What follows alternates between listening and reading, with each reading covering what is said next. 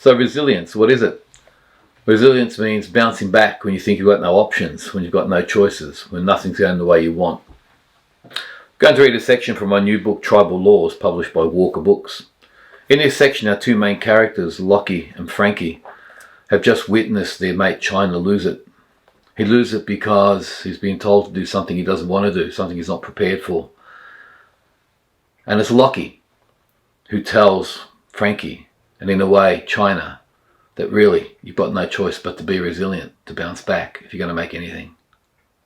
This is what happens. There were tears in China's eyes. They glistened in the corners. He was straining to hold them back. "It'll be okay, China," Lockie whispered. "Says who? You?" China countered. "What would you know, Lockie?" For a long few moments no one spoke. We just seemed to occupy tiny spaces at our feet. None of us seemingly capable of anything other than the shuffle on the spot. It was as though something profound but unnamed had claimed us from the simple game we'd set out to play. "Hey, I didn't want to move either," Lockie finally offered. "But I didn't have a choice, eh? Not me, not Kath, not Mum." And it was then that China tossed his bat aside, turned and took off at a run. "Let him go," Lockie snapped when Go made to go after him. "Just leave him alone." Go stopped. Lockie picked up China's bat and a wisp of dust kicked up around it. "We all know China's moving, eh? The thing is, though," Lockie lowered his voice, "the thing is, his old man just told the kids their mum's not moving with them. She's already moved in with China's uncle. His dad's brother." Lockie inhaled deeply. Go figure that out, eh? None of us knew what to make of the news, least of all me.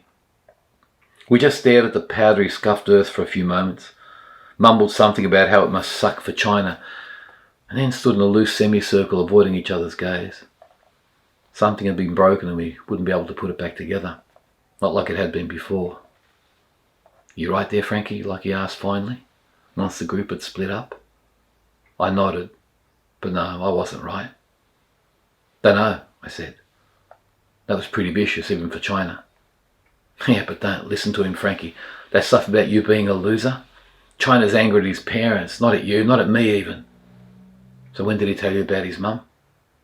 "He didn't, and he hasn't," Lockie replied. "My mum told me. China's mum went into the salon and they got talking.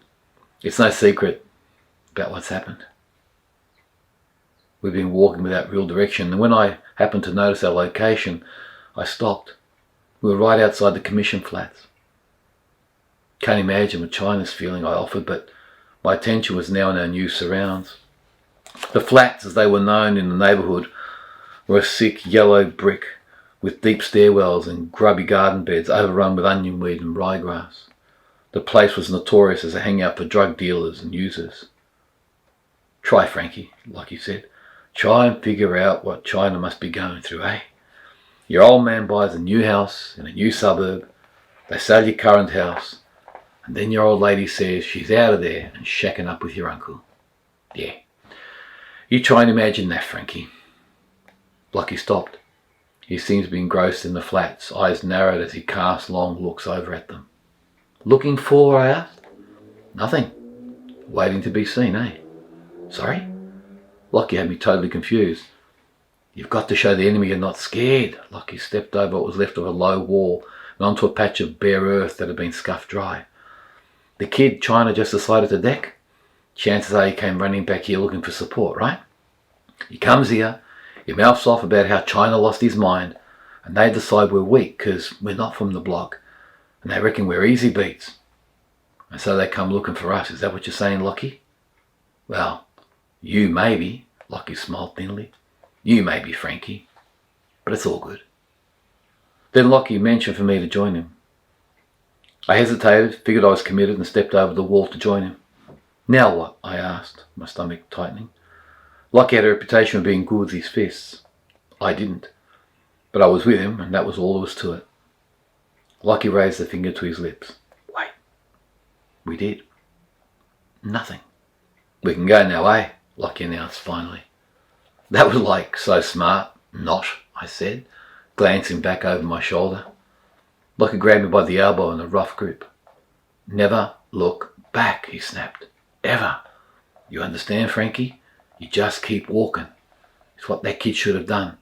He should have walked away when China decked him, not run off with his tail between his legs.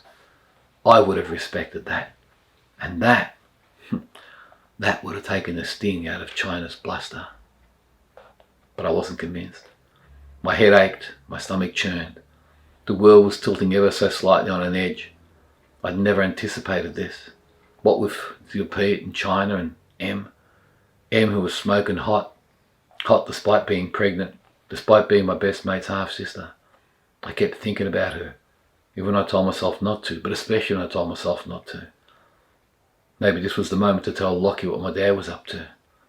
I was about to say something when Lockie said, "Hey Frankie, remember how I told you about my old man, how he was responsible for the house burning down?" "Yeah. Well, there's a lot I didn't tell you, mate. There's a lot I need to tell you. We'll talk about it."